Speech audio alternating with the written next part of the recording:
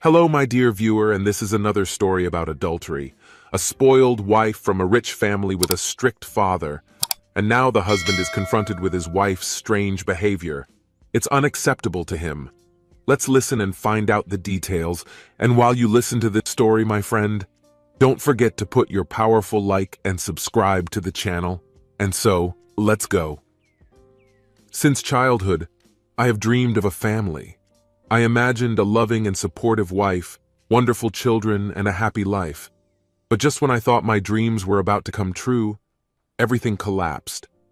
My wife suddenly decided that she needed a little more time before starting a family. Jim Deshaies, baseball analyst for the Chicago Cubs, never ceases to amuse me.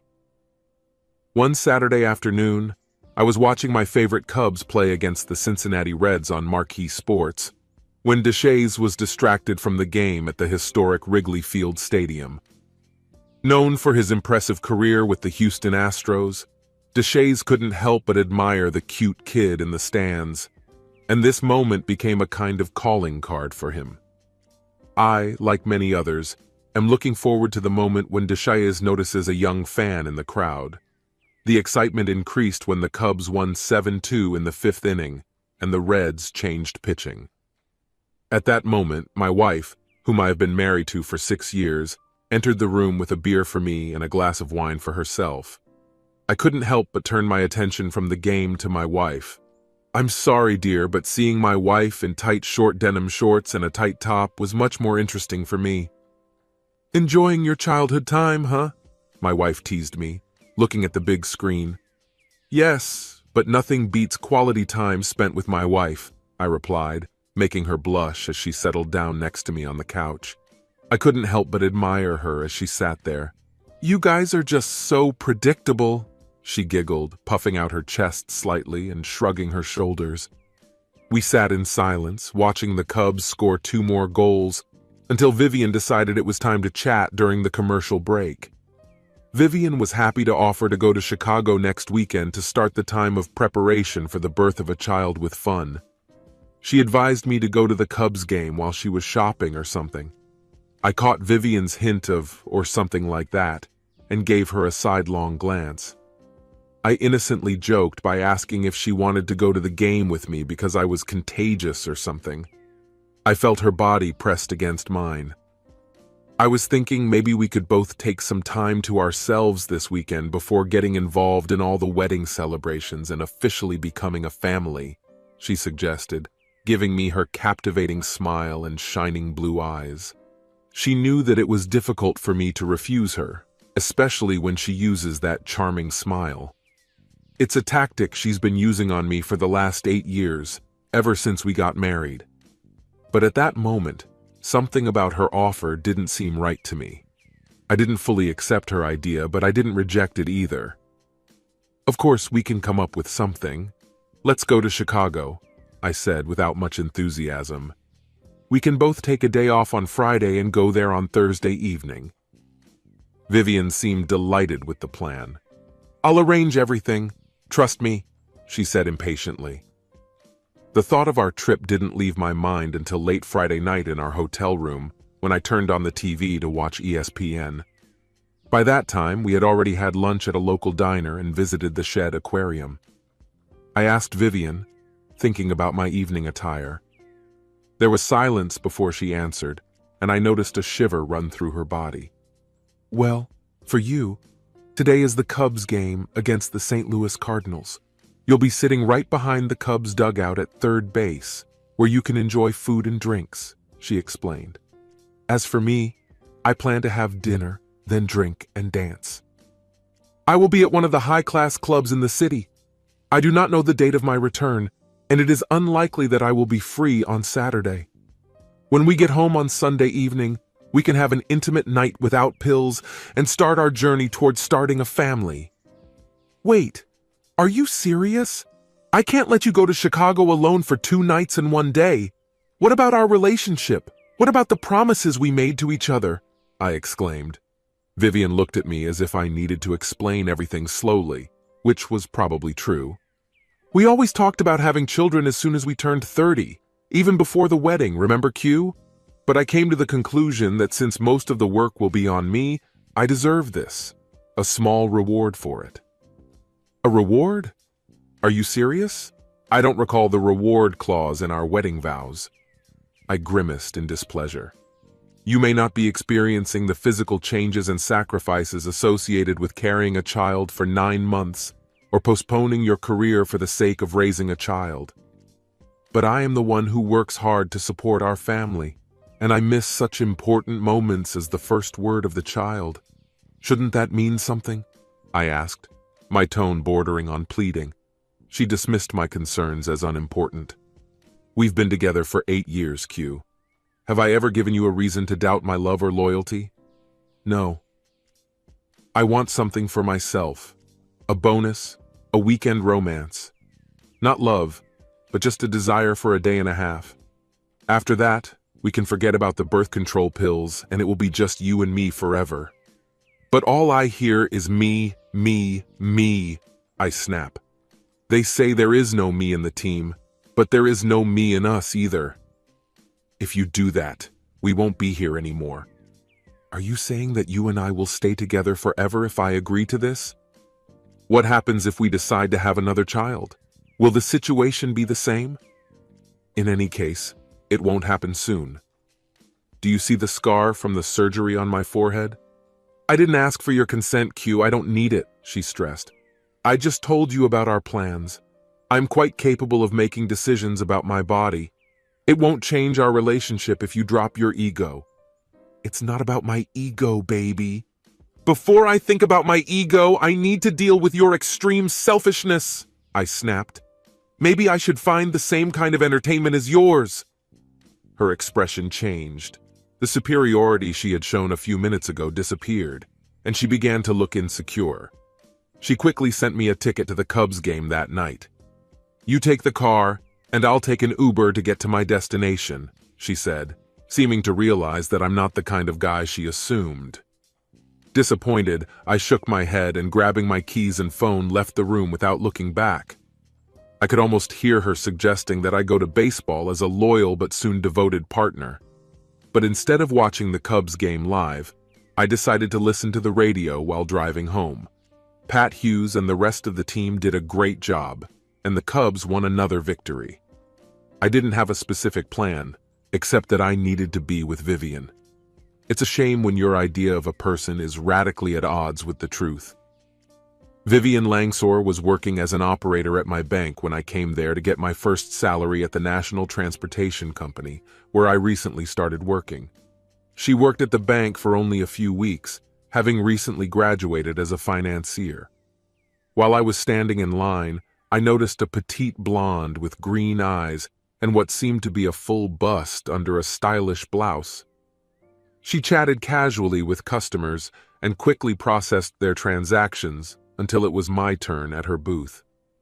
Your employer can arrange a direct transfer of your salary so that you don't have to queue every Friday, she said with a wide grin. I already knew about this possibility because the salary director told me about it when applying for a job. But personally, I prefer the traditional way of getting a salary on hand. As a child, I spent summers working for my father, and at that time, electronic transactions were unavailable. That's why I'm used to cashing checks in person. It's convenient for me to stick to the traditional method because it also gives me an excuse to visit you. In response, her cheeks flushed with a charming blush, and her smile shone with warmth. While she was anxiously biting her lower lip, I couldn't help but notice a spark of mutual attraction between us. Over the next 2 weeks, I tried to always stand in line at Vivian's cashier's window, even if it took a little longer to do so. Despite the attempts of another cashier to lure me to her place, I politely refused and went to Vivian, who kindly accepted my choice. Although I pride myself on my calmness and rationality, I must admit that I feel at ease and confident in the presence of women. A week later, I plucked up the courage and finally asked Vivian to go on a date with me, to which she agreed. I soon discovered that Vivian is not only sociable and intelligent, but also comes from a wealthy family that continues to provide for her in a certain way. After meeting her parents, I learned that her father, a well-known lawyer in our city, is strongly attached to his only daughter. It became clear that Vivian was used to getting her way thanks to her father's wealth and connections. As Vivian and I moved up the career ladder at Bishop Enterprises, we found satisfaction in our achievements, much to the delight of her parents. John Langsor, Vivian's father, emphasized the importance of maintaining the lifestyle Vivian was used to. He made it clear that treating his daughter with respect and fulfilling my responsibilities towards her would allow me to take my rightful place in their family. But he warned that mistreating her or harming her would be unacceptable. "Be careful. If you cross my path, you'll have an enemy for life," John warned me. My name is Quincy, but most people, including Vivian, call me Q. There is a tradition in our family that the firstborn in 4 generations is called Quincy. Since my uncle died, my parents call me Q. Vivian's parents are the only ones who do not adhere to this tradition. All the members of the Langsor family, except John and Barbara, know me as Q. A year and a half after our first date, Vivian and I had a beautiful wedding, which surprised not only me but also my parents. The ceremony was conducted by a state judge, and among our guests was a United States Senator, whom Vivian affectionately calls Uncle Isherm. Before tying the knot, Vivian and I decided to wait until we were 30 before starting a family. In order to move up the career ladder and improve our financial situation, we decided to go to Chicago for the weekend shortly after her 30th birthday. In a hurry, shortly before midnight, I packed 2 suitcases and put the most valuable things in the trunk of the car. I called my younger brother Bill, who agreed to keep me at his place an hour away while I sorted things out. Both he and his wife promised to keep my whereabouts a secret, even if it meant that I would hide it from my wife. As my 30th birthday approached, I was preparing for a weekend trip to Chicago, wanting to relax and reflect on my career and finances. 2 weeks before the trip, I packed my things in 2 suitcases and loaded them into the trunk of my car at midnight. I contacted my younger brother Bill, who agreed to let me stay with him an hour away from home while I sort out my life. Not knowing Vivian, who was most likely busy with her lover, I knew that she would be sympathetic to my departure when we had to return home on Sunday morning. This thought haunted me that evening. I wondered what made Vivian seek solace elsewhere, and why I allowed it. I wondered if I looked weak or submissive in her eyes, trying to satisfy her desires. She will soon realize how wrong she was. Saturday morning was spent on the usual financial chores that might seem trivial, canceling our shared credit cards and transferring half of the money to a new account in my name. It was unclear whether Vivian returned to our room on Saturday and found that I was missing, or whether she was not at home from Friday evening until Sunday morning. Anyway, the first message I received from her was at 9 o'clock on Sunday morning. "Where are you? We have to leave at 11, she wrote. I showed the message to my brother, and we laughed while enjoying a margarita on his back porch. He got up to check how the sausages were frying for our brunch. Meanwhile, my wonderful daughter-in-law was in the kitchen making homemade potato salad. In difficult times, family comfort is really incomparable. Half an hour later, another message came with a similar reminder. After a rapid succession of increasingly desperate voicemails, her message at 10 o'clock became a reminder that there was no way she could get home, despite the fact that I drove us there. The next voicemail was filled with anger and threats, followed by a plea for help as she tried to extend her stay at the hotel, but could not do so due to her credit cards being canceled. This margarita was really amazing. My sister-in-law Sharon asked if there was any way to make peace with this stupid woman. She noted the strength of our marriage and my deep concern for her. I was ready to do anything for her, but the way she behaved in this situation made it clear that I was not the main priority in her life. Around 5 o'clock, my brother's phone rang while the 3 of us were still sitting on the back porch, having drunk several glasses of margaritas. He glanced at the caller ID and raised his eyebrows, silently inviting me to answer if I wanted to. I shook my head, indicating that I wasn't interested in the answer. Instead, he handed the phone to Sharon, who was noticeably more sober than my brother and I. "Hi, Viv," she began. I'm answering Bill's calls because he's a little drunk to do it on his own. Yes, we are aware of what happened. We have no information about his current whereabouts, Sharon said. She then questioned Vivian's actions, expressing disbelief at how she could betray such a kind person. Vivian's response left much to be desired. Sharon rolled her eyes and made a face while talking to her on the phone. Sharon replied with a couple of vague confessions, after which she wished Vivian good luck and hung up the phone. Turning to me, Sharon insisted, I gave you a head start. You owe me a favor. Did you even realize that you had a disagreement with her, and then you left without giving her a chance to explain everything? You're really insensitive, you know? You're not buying this, I began. No, I don't believe that, Q. I'm just telling you what she said, and what she's probably telling others trying to find you, Sharon replied. Damn, I muttered. Can someone pour me another margarita? Bill gladly agreed, once again showing why I consider him a great brother. I've already drunk 8 margaritas. There was no chance that I would be able to become a Mensa member in the near future. Despite being hungover on Monday morning, I managed to get to work on time, even though I wasn't dressed appropriately. Upon entering the boss's office, I quickly informed him of my decision to either quit or immediately move to another office. I told him everything, even mentioned my vague idea of temporarily disappearing. I hope this will give me the opportunity to take a break from my wife, or rather from my domineering father-in-law, who may spend some time looking for me, if at all. In addition to requesting a transfer, I also asked the boss to officially change my name to Oliver, my middle name, and to keep any information about me secret within the law. After the boss agreed on my next job, I went to the office in Santa Fe, New Mexico, half an hour later. Oliver Navarro was starting a new life, leaving behind old ties with Indiana and Bishop Enterprises. A week later, I started my duties in a 2-room apartment provided by the company for my new single life. So that my wife could not track my calls and bills, I decided to buy a new phone and change the provider. I shared the new number with only a few trusted people at home, not counting my parents. My brother informed me that my mother disapproves of my actions and seems to support Vivian. I didn't want to face her judgment and risk her giving my number to Viv. Unfortunately, my father unwittingly found himself in the middle of this conflict.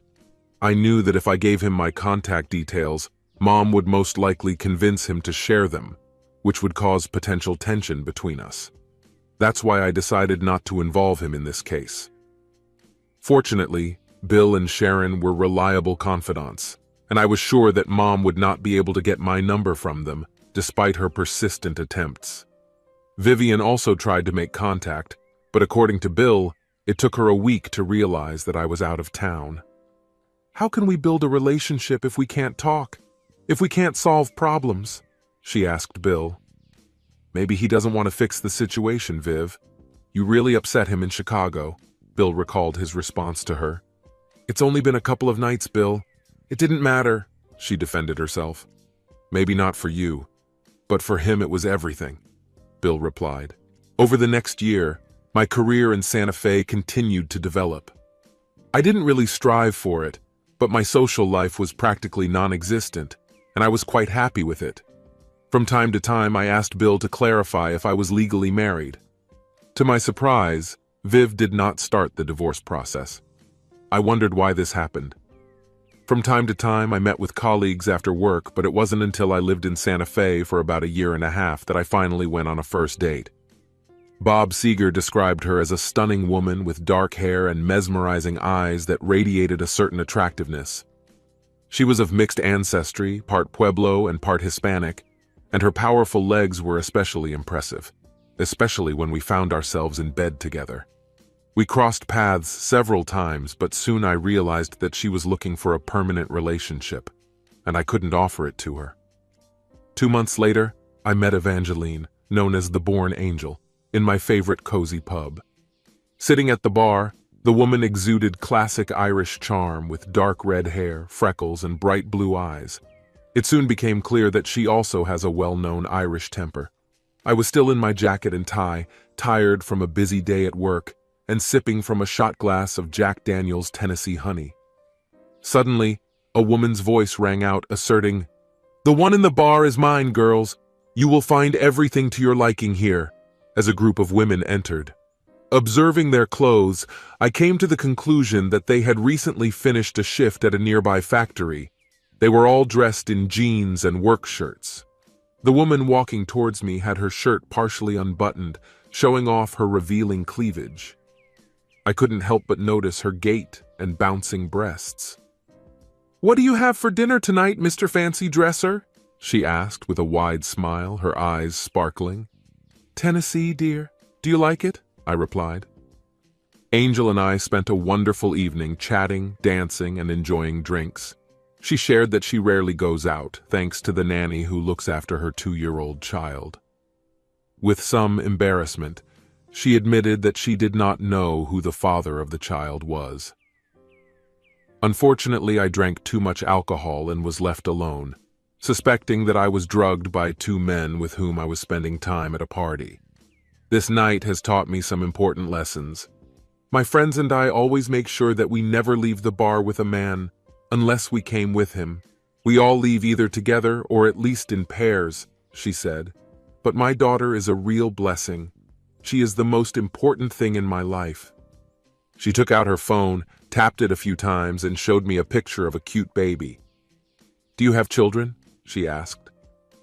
"I don't see parenthood in my future," I replied. Starting the story about my trip to Santa Fe, I talked about the difficult situation I found myself in. After listening to my story, the girl asked if I was still married to the woman in question and strongly advised me to deal with this issue. I admitted that I knew this was how it should be, but at that moment, I was more focused on leaving as soon as possible. In addition, there was the problem of communicating effectively with her. Angel and I started with a few one-on-one walks, and then gradually introduced her daughter Eleanor to our adventures. Eleanor hesitated at first, but eventually warmed to me when I knelt down and began to actively communicate with her. I've already read about this approach, and whoever suggested it was truly brilliant. Angel quickly recognized me as her favorite, as Eleanor often sat me on the floor while Angel and I cuddled on the couch. Eleanor crawled into my lap like a puppy and fell asleep, which not only impressed Angel, but also brought me joy. Despite our deep understanding, the topic of exclusivity never arose between Angel and me. From the very beginning of our relationship, she openly said that she sometimes dated someone else. I knew that Angel and I didn't have any serious obligations, so I didn't mind her maintaining another relationship. But as they say, assumptions can be deceptive. I assumed that Bobby, the man in Angel's life, was a man. We never talked about Bobby, just as I assumed she didn't talk to him about me. But after about 3 months of our relationship, she accidentally started talking about how she had gone shopping with Bobby in a bikini a few days before. And then my assumptions turned out to be wrong. I interrupted her, surprised. "Is Bobby a woman? It is spelled Bobby, not Bobby like Robert?" Angel confirmed. "Yes, that's right. Didn't I say that before? Bobby is a lesbian and I'm bisexual." I paused, trying to remember if we'd talked about this before. Angel asked, "Are you sure we haven't discussed this?" She avoided eye contact and clutched her hands convulsively, and I silently shook my head, feeling caught off guard. "Is this a problem for you, Oliver?" she whispered softly. "I've never thought about it before. Although I have known bisexuals, I have never met them. It took me a while to realize that the gender of the partner in her other relationship doesn't change anything in our dynamic. Do you think I should worry if she's really attractive?" I asked, admitting that I usually find women visually more attractive than men. If a woman is exceptionally beautiful, I sometimes feel insecure compared to her. "She's wonderful," she said in response, but my friend assured me that there was no need to worry. "You both have unique qualities," she said with a laugh. And then, as if casually, she added, "By the way, did I ever mention that I'm bisexual? I usually mention this at the beginning of a date to avoid misunderstandings or resentments. Does this mean that you will be interested to know what we do when we are together? Are you that curious?" she asked playfully. No, I never wanted to invade your privacy when I thought Bobby was a man. And the same thing is happening now that I know she's a woman. We are not in a serious relationship, and your personal life is yours, as well as mine. So she's attractive, right? I pretended to be serious, but she saw right through me.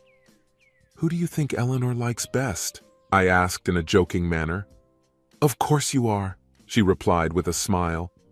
As a result, I became Eleanor's second assistant, getting permission to pick her up when Angel was late at work. I even installed a child car seat in my Mustang to ensure safety during our trips. When Bobby Clarkson's name popped up on my phone a few months later, I didn't immediately pick up the connection. Angel didn't tell me Bobby's last name, so when she called me, I realized something was wrong. When I picked up the phone, a feeling of anxiety settled in my stomach. Bobby was beside herself with excitement and broke the terrible news that Angel had been in a fatal car accident on her way home from work. Authorities contacted Bobby after they found Angel's phone, where she was mentioned several times in the call history. Bobby rushed to the hospital and found out that Angel had passed away. Overcome with grief, Bobby remembered that Eleanor needed to be picked up from the babysitter, and Angel allowed it to be done. We agreed to meet at Angel's apartment after I pick up Eleanor. Arriving at the apartment with a confused child, I found Bobby sitting in the kitchen and crying uncontrollably. She was hugging Eleanor tightly, and tears were streaming down her face. We hugged tightly for what seemed like an eternity, two adults and a confused toddler clinging to each other. After a while, we reluctantly let go of each other, realizing that we had to focus on the child's well-being and determine our next steps. Putting together the scraps of information about Angel's life, we realized that she was an orphan who had no living relatives. We had to take care of Eleanor until the appropriate authorities could be found to take care of her. Bobby and I bought some cans of tuna for sandwiches, and I found a pack of juice and chips to feed Eleanor. As we mourned our dead friend, we discussed what to do with Eleanor next. It dawned on us that, according to the law, she belongs to the state and, most likely, will be transferred to a foster family, and this thought weighed on both of us. Despite the uncertainty, we decided that keeping Eleanor with us was the best choice for her, even if it wasn't the most logical decision. We decided that Eleanor would stay with us for the time being and would not be placed in foster care. As long as the state does not know about her, it will not interfere and send her away. We were determined to make sure that Eleanor would not go unnoticed. Bobby questioned my ability to raise a child, to which I admitted that I didn't know much, but I was once a child myself. Despite my lack of experience, I was ready to take care of Eleanor. This is not exactly the comfort I was looking for, I said. Over the next hour, we discussed various options and worked out an action plan for Eleanor. As a result, we decided that I would give up my apartment, move in with Angel and become the main caregiver of the child, and kindergarten would be additional support. Bobby agreed to help me regularly, even though none of us had any experience with children. Do you know the old saying? She asked with a smirk. The blonde leads the blind. Her joke finally broke the tension in the room, and I giggled. Actually, it's the blind leads the blind, I corrected her with a smile. But your version is definitely funnier. By the way, I'm Oliver Navarro. It's nice to officially meet you, Bobby, I said, holding out my hand for a handshake. She glanced briefly at my hand and then stepped forward to greet me without shaking hands. I hugged her sorrowfully, already feeling the weight of her absence. God, I'm going to miss her so much, she whispered. Me too, was all I could say. The next morning, I called my boss and asked for a few personal days to deal with Angel's passing. Bobby and I decided to cremate Angel's body. It took Eleanor, Bobby, and I a while to get used to the new daily routine. Bobby came to the apartment almost every evening after work. We both took turns cooking, and it was clear why Eleanor liked her so much. She was smart, funny, and energetic, just like Angel. Angel was tall, blonde, blue-eyed, and had curves in all the right places. I loved spending time with her, and I missed her on the evenings when she didn't come.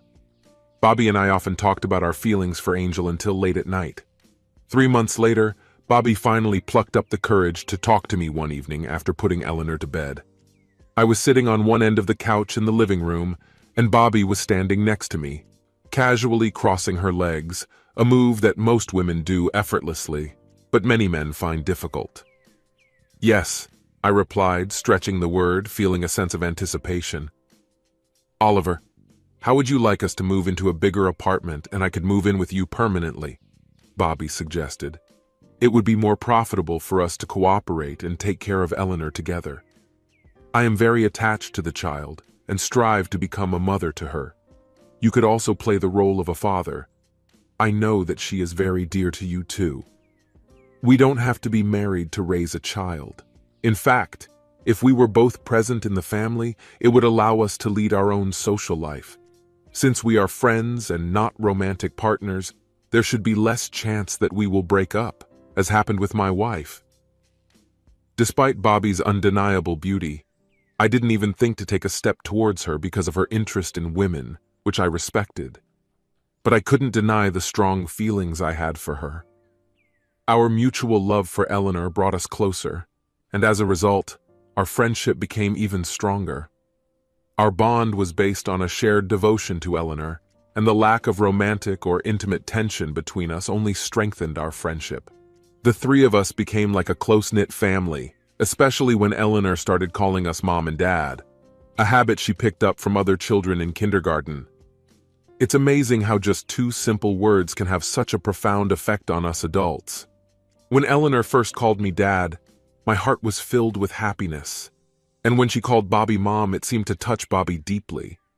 When I was helping Eleanor tie her shoelaces, she looked up at me and said, "Thanks, Dad." I felt a lump form in my throat and tears welled up in my eyes. I quickly retreated to the bathroom to clean myself up. A few minutes later, I came out with tears in my eyes, but with a smile on my face.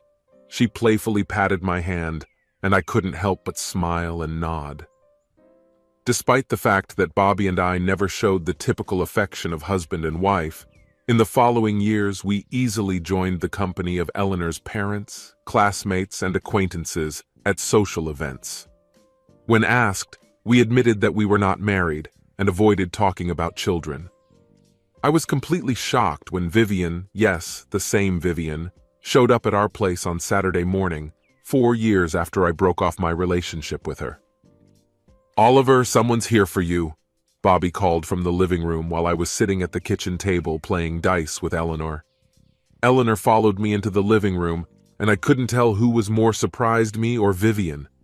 Is she yours, Q?" my wife asked, looking at Eleanor as if she had seen a ghost. I had to close my mouth to answer. "Well, actually, she's ours," I said, pointing to Bobby and myself. "Yours? She can't be yours. We're still married." It was obvious that Vivian was having a hard time figuring out the situation. She was on the verge of collapsing to the floor. I invited her to sit on our sofa, and she did it without delay. "Relax, Viv," I said. "Bobby and I may not be married, but Eleanor is still our daughter." Vivian let out a sigh of relief. "Well, that's a little encouraging. We can put up with it." "What do you mean, Vivian? Why did you come back after all this time? Aren't we already divorced?"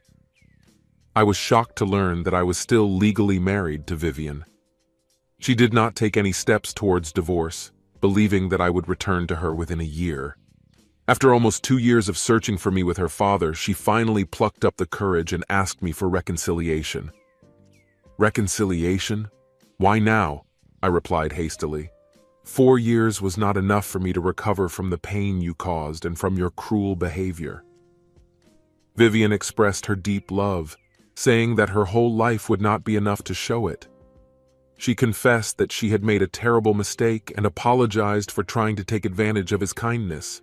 She explained that she thought that by shocking him, she would force her to return, not realizing that she would leave only for an affair for the weekend, mistaking intimacy for love. "Isn't the idea of starting a family and building a life together good enough to outweigh the temporary pleasure of a weekend fling?" "I thought you knew me better than anyone else," I replied. "You knew about my firm beliefs in loyalty. but you chose to ignore them completely. I cannot accept such disrespect from anyone, not even from my beloved wife." Her eyes scanned the room, briefly lingering on Bobby and Eleanor. "You seem to have recovered quickly," she remarked, as if nothing had changed. "Your boss at home covered for you perfectly. Even when you changed offices and started using your middle name, he kept telling Dad's investigators that Q no longer worked there. Dad had to get a court order to access Bishop's workbooks, and that's when he realized your middle name was Oliver. After that, all I had to do was pluck up the courage and come to you." "Okay, you came to me," I replied. "Despite all the past mistakes and shortcomings, I am grateful that I have a loving family that I would not trade for anything in the world. My partner is a wonderful woman whom I admire and trust completely. We are united by deep mutual respect, and we have a beautiful daughter, whom we will always cherish as she grows up and becomes a wonderful woman. Together we make a strong team, and I get great pleasure from being a part of it. As I once said, there is no I in the team, and there is certainly no I in us." My words were uttered with passion, reaching almost to a scream. For the first time, Vivian showed genuine remorse. After a quick glance at Bobby and Eleanor, I went over to my loved ones and we hugged tightly. I whispered to my girl, "It's going to be okay, my dear." "Now I understand everything, Q," Vivian said softly, looking at us. "I will file for divorce on the grounds of abandonment of marriage as soon as I return home. I don't need any financial support from you. I hope I'm not asking too much for your selfishness." "I'll try my best, Viv, but that's all I can guarantee. Maybe with time." Before I could finish my sentence, Vivian got up from the couch, smiled faintly at me and left the apartment forever, and possibly my life. Bobby sent Eleanor upstairs to play, and she sat next to me on the couch, our knees touching. I saw the same expression on Bobby's face as before. "Did you really mean what you just said to your wife? That we?" she asked. "Absolutely," I confirmed.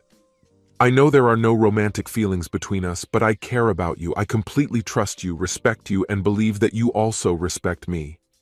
And I can see that you care about both of us in general. You understand." "I understand," she replied with a simple smile. Even after the divorce, I didn't want to return to the dating scene. Before marriage, I didn't attach much importance to this, but now that I have a family, it has become even less important. I still had fun from time to time, but finding a new partner wasn't the main thing for me. Bobby, on the other hand, was more active in dating and led a more intense social life.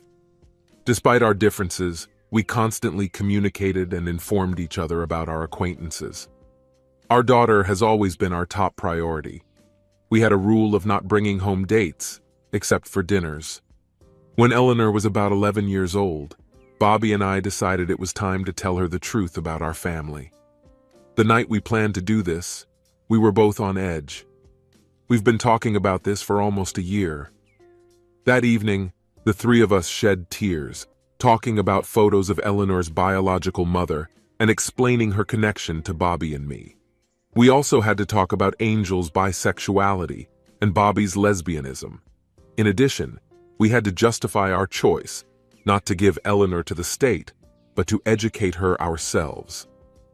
"We may not be blood relatives, but we are connected by love," Bobby concluded.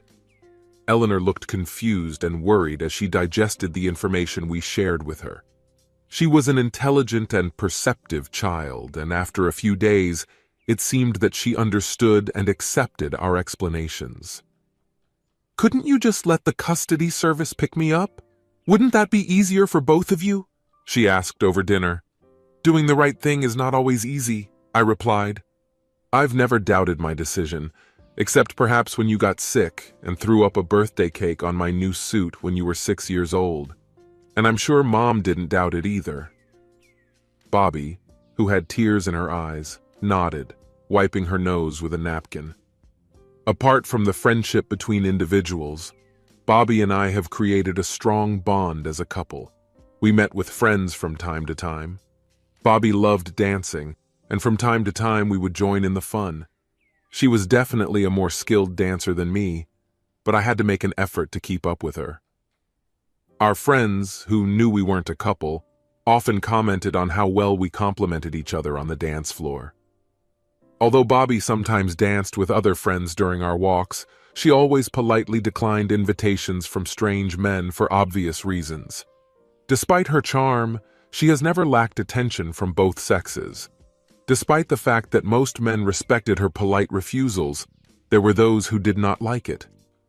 One such incident occurred when she returned to our table after dancing with our friend John.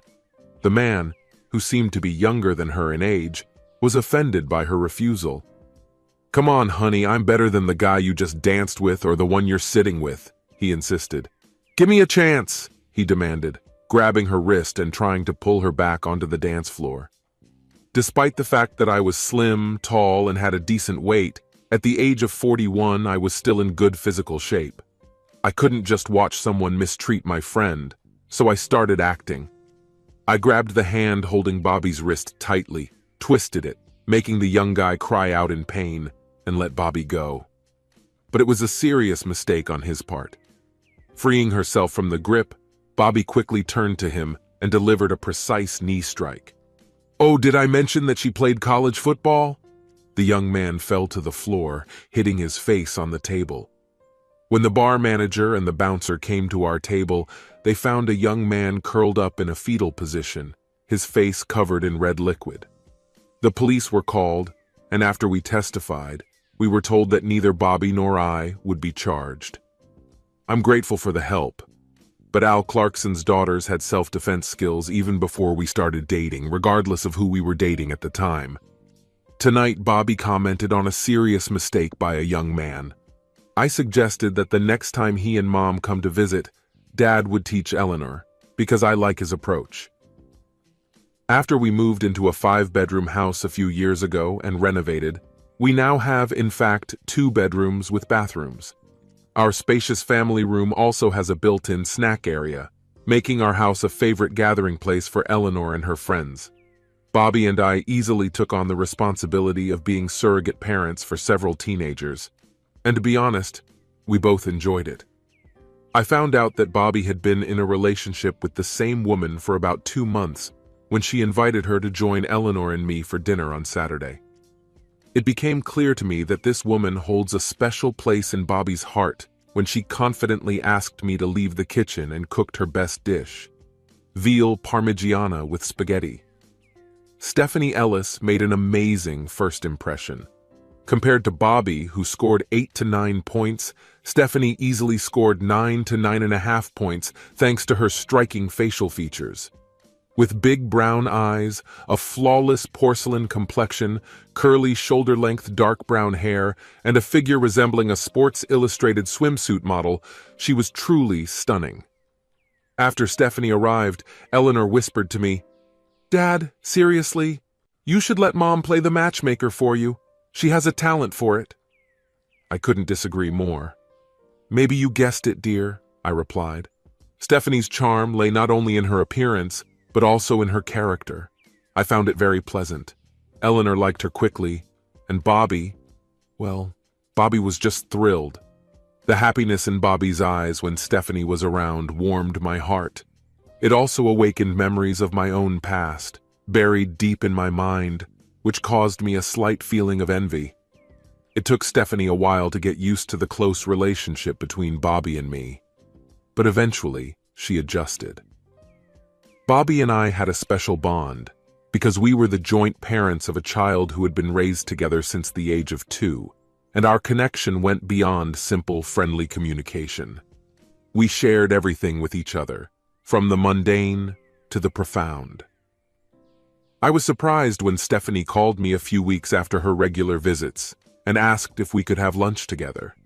I was asked to keep this information a secret from Bobby, and although I doubted it, I reluctantly agreed. 2 days later, I was sitting in a restaurant when Stephanie came in, saw me, and came to my table. When she sat down, I couldn't help but notice the envy on the faces of some of the men around us, which made me giggle softly. It was a reminder that fantasies often surpass reality. After exchanging greetings and ordering food, Stephanie wasted no time and moved on to the main topic of conversation. She expressed her doubts about Bobby's relationship with me and her reluctance to enter into a relationship with someone who may already be in a serious relationship. Stephanie looked worried about my answer. "Wow," I said. "If only it were true. Amazing women like Bobby don't usually date guys like me, even if she's not a lesbian. However, I'll take it as a compliment." I added, "But you're right." After spending an hour discussing family relationships, Stephanie began to understand and appreciate rye whiskey more deeply, until we both stayed up late. Before we broke up, Stephanie said, "All right, accept me into your ranks. It will be an honor for me to become a part of this family." 6 months later, Bobby and Stephanie got married. Having lost my father many years ago, I had the honor of escorting Bobby down the aisle on her wedding day. Among her bridesmaids was 15-year-old Eleanor, strikingly similar to her late mother with red hair and blue eyes. Watching Eleanor, I couldn't help feeling anxious about the role of a teenage girl's father in high school, which brought back memories of my own teenage years. Bobby and Stephanie later told me that I didn't handle the situation as gracefully as they had hoped. Bobby strongly objected to the idea of using physical threats against high school students who kissed his daughter, citing the example of a previous case when Eleanor was embarrassed on a date. "Did you see how embarrassed she was? You've completely starved her," I protested. Stephanie agreed and added, "You won't go on her dates anymore." She assumed that one of them would be able to effectively convey Bobby's good wishes to Eleanor's future dates. The women insisted that Bobby apologize. "Dad, would you react the same way if I started dating women?" Eleanor asked. "Probably not, but then you'd have to deal with Mom and Stephanie. It wouldn't be any easier for your friend," I replied. Eleanor paused. A mixture of emotions reflected on her face. "As much as I hate to admit it, it could be even worse," she agreed. I giggled, feeling relieved when she left. Few phrases strike fear into a man's heart like, "We need to talk." But in my case, the situation was more confusing than alarming when Bobby said those words on Friday night. Eleanor was out with friends, so she brought me to the formal living room, usually used only for guests.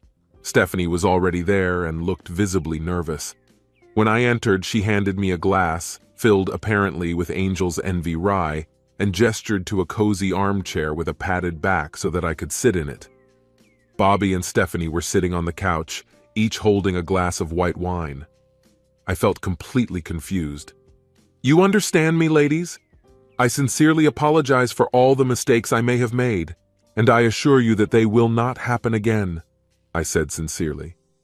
"Never," I added firmly. The two women exchanged puzzled glances until Bobby finally understood the situation. "Calm down, Oliver. It's not what you imagine. But let's save this apology in case of future mistakes, okay?" Bobby laughed. "I have a request for you," she continued cautiously. She looked at me, then swallowed nervously and tried to speak, but with difficulty. Finally, Stephanie intervened. "Is it possible? Can we borrow some of your seed, Oliver?" said Stephanie. There was an awkward silence in the room and we all exchanged nervous glances. Excuse me?" I stuttered, feeling the full weight of the moment. "Oh shit. Why is it so difficult?" Bobby muttered to herself. Finally, Bobby spoke, breaking the tension. "Stephanie and I talked and decided that we want to have a baby. We were wondering if you would like to help us with this," she said, and her words hung in the air. It took me a moment to realize what I had just been asked to do, and then a slow smile played on my face. "My smile has become one of the biggest in my entire life," I exclaimed, causing a hilarious commotion in the room as two women jumped up and down next to me like cheerful schoolchildren. "Why did you choose me?" I asked. When the excitement subsided and we sat down in our seats, they looked at each other, and wide smiles appeared on both their faces. "It may be hard to believe, but we chose you for your intelligence, charm, respectful attitude, good looks, and physical fitness," Bobby said. "You are a wonderful father and a wonderful person. We thought it would be great if our child inherited some of these wonderful qualities." I rarely cry, but that day was an exception. I cried like a newborn. If you're interested, I can sell you my half of the house so you can— No, no, Bobby interrupted. We really want you to stay with us. We were hoping that you would help us raise a child, as we raised Eleanor together. I think we did a great job with her, don't you think? I am very proud to be raising our daughter, and I really enjoyed this activity. Although I was a little worried about Stephanie's thoughts, it turned out that she had already thought it all out. Stephanie noted that, according to research, children develop well if there is both a mother and a father in the house. Then she thought about how a child who would have two mothers, a father and a sister, would develop before Eleanor left for college. Through tears, I managed to express my gratitude. I love you all so much, I sobbed. Later that evening, over dinner, Eleanor and I shared our plans. Jumping up from her seat, she hugged Bobby and Stephanie tightly. I can't believe I'm going to be an older sister. How incredible it is, Eleanor exclaimed joyfully. 2 months later, Bobby, Eleanor and I were looking forward to Stephanie coming out of the bedroom to confirm her pregnancy. When she came out with tears of joy, we all hugged together. Personally, my heart was filled with emotions when I remembered that just over 13 years ago, I could not have imagined that I would have the opportunity to become a parent. I was on the verge of giving birth to my second child, which was only a few months away. The family, as I understood it, can take on different shapes and outlines. I have always admired Eleanor for her intelligence and how she has matured over the years. She calmly coped with all the difficulties of our family, even when she was teased by others. Despite possible obstacles such as the fact that Bobby is a lesbian, Bobby and I are not married, and each of us has different last names, Eleanor rarely expressed dissatisfaction with the difficulties she faced. As our family was replenished with new members and surnames, we decided to keep Eleanor's former surname, as it was indicated on her birth certificate. Despite criticism from others, Eleanor was liked by her peers and often invited them to gatherings at our house, whether they were football friends or bandmates. While children were generally more inclusive, some adults were less accepting. Sometimes we heard rumors and gossip from adults. When we were around, the atmosphere usually calmed down, perhaps because few people wanted to stand up to me, and even fewer were brave enough to challenge Bobby, known for her quick wit and fierce defense of our family. Eleanor took second place in the class and was chosen to deliver the graduation speech. Despite my verbal talent, when I offered to help her, she said that I had already done enough and no longer needed help. Strangely, she never rehearsed a speech in front of me. I've been looking forward to Eleanor's speech, but unfortunately, I'll have to wait to hear it with Bobby and Stephanie. On the day of graduation, when we entered the hall with Robert Alex Ellis, who was almost a year old, we were constantly stopped by women admiring the baby, which led to delays. Eleanor's speech was supposed to be the second address at the ceremony, and I couldn't help but chuckle when I saw its title, "I'm Not on the Team," printed in the program. Her speech focused on the power of teamwork to overcome personal flaws and emphasized the importance of working together. Using the example of our family, she showed how our differences can create a strong and successful group. That day, I felt a sense of pride listening to her words. Eleanor's speech brought many to tears. The whole family went on a trip to Arizona State University to see Eleanor off for her freshman year of college. We left Santa Fe earlier than planned, which allowed us to enjoy some of the tourist attractions before saying goodbye to Eleanor. As we were preparing to leave, we lined up to hug Eleanor one last time. I found myself at the end of the queue, and remembering this moment, I understand that this order was intentional. "Dad, please promise me that you will make more efforts to find a good partner," she said. When the others went to the car, she said to me in a low voice, "I know that finding a partner wasn't a priority for you while I was at home, but now that I'm gone, Mom has found a good partner. You deserve it too," she said softly. I replied, "I'll try, but it's not easy to find someone like Stephanie." It seemed to me that Robert started calling me Dad, and my heart was filled with joy every time he said it. It surprised me that he called Bobby and Stephanie Mom, but they always knew who he was talking to. Despite the absence of a noticeable difference in pronunciation, both women always understood him perfectly. When Eleanor graduated from Arizona State University, she asked me to walk her down the aisle at her wedding, and that was my main responsibility at this event.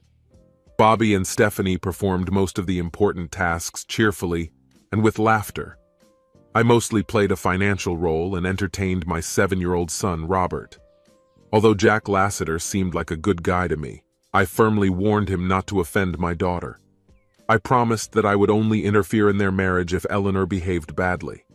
Jack seemed to understand, although his voice was strained, perhaps because at that moment I was holding him in a chokehold with one hand. Without hesitation, I felt it necessary to emphasize the importance of my actions as a father, who may seem overly caring. Despite the fact that I am already in my 50s, I tried to keep fit by going to the gym 3 times a week. The wedding went great, and I appreciated every moment of this momentous day for my daughter. I tried to communicate with the guests at every table. I enjoyed delicious food and drinks and danced with many women. While I was chatting with friends, one energetic woman with silver-purple hair grabbed my arm and dragged me onto the dance floor. "Do you have any requirements for your partner's height, stud?" she joked as we danced, eliciting laughter from our friends. "By the way, I'm Aunt Deb," she added. When we settled down on the dance floor, she greeted me. "I'm Jack's mom's best friend," she announced. "In the past, I even changed your new son-in-law's diapers from time to time." With a mischievous grin, she mentioned that her nephew had praised me and warned her about my infamous chokehold. Flashing a flawless smile and bright blue eyes, she took my hand and we started dancing. I couldn't help but admire her athletic physique, reminiscent of a gymnast's body. As the music filled the room, I noticed how gracefully she danced to lively melodies. When a slower song started playing, she quickly closed the distance between us. "You must be working out a lot," Deb remarked as we walked hand in hand to the bar for a drink.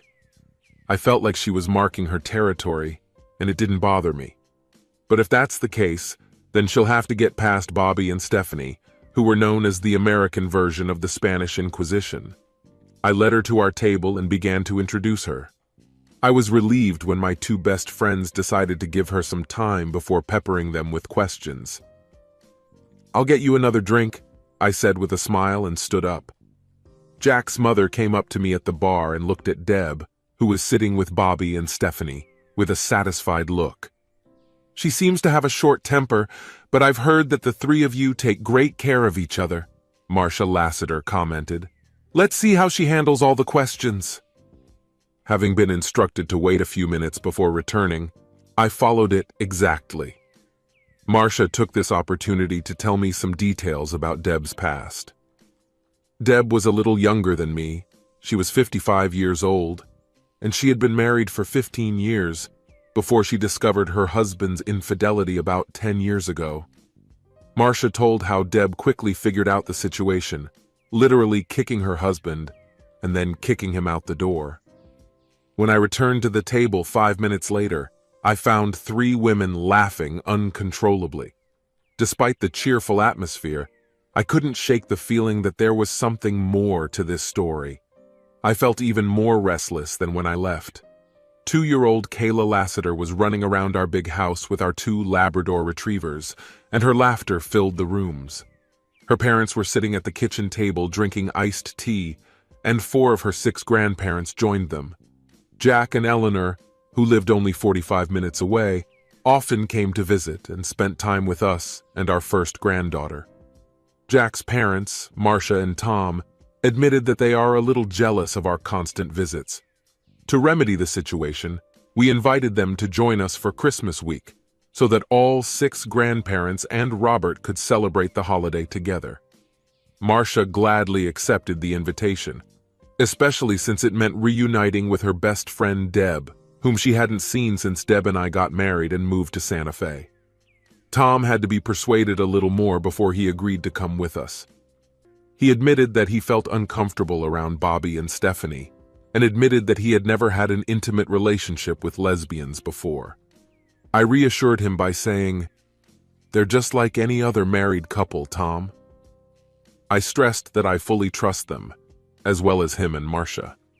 "They're both very attractive," he admitted. He admitted that he had a preconceived opinion about lesbians, but I grinned and assured him, "Trust me, they don't give in to stereotypes. Don't worry about it, Tom. They're just women. They probably have more shoes than both of us put together." Deb was the perfect wife that I didn't even know I needed, energetic and dynamic. While I considered myself accommodating, Deb was always on the move. Her vitality was infectious. When she first moved in with us in the spring, I had to prepare a garden for her. We were perfect for each other. After planting a lot of salad vegetables, she watched the process, and I made fun of her, saying that she looked like a cat known for its keen observation.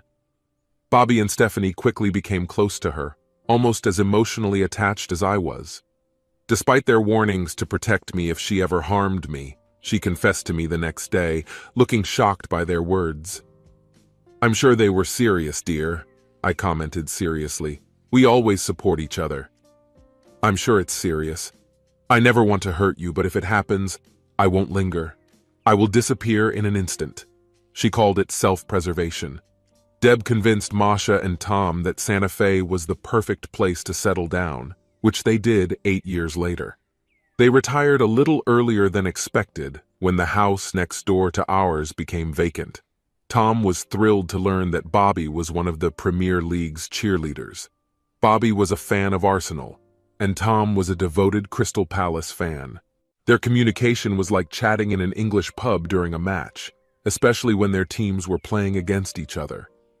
When we gathered to watch the match between Arsenal and Crystal Palace, it was not uncommon to hear harsh phrases like "fuck off, you idiot," or "you lost, old man."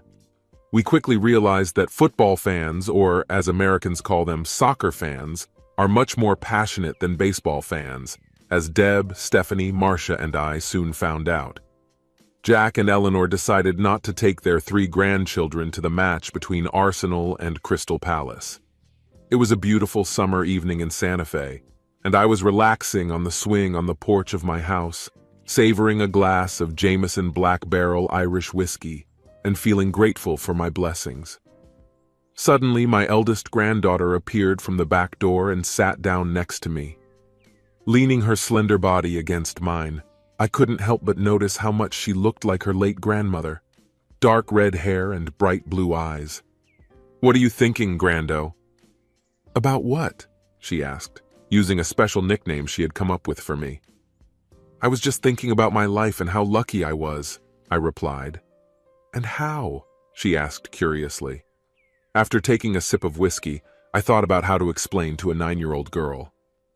"Well, honey, I have repeatedly encountered situations where at first everything seemed bleak, but in the end, everything turned out well. It's like when I hurt my knee, but then Grandma Deb cheered me up with ice cream," my granddaughter Kayla shared, and her eyes shone with newfound understanding. I couldn't help but smile at her, pleased that she was getting into my feelings. "Yes, that's right," I confirmed, feeling grateful for her understanding. As it became known to me, my ex-wife Vivian never married after our divorce. Her happiness could not be influenced by her influential father. Her selfishness greatly influenced her life, and at the age of 51, she died of substance abuse surrounded by 3 cats.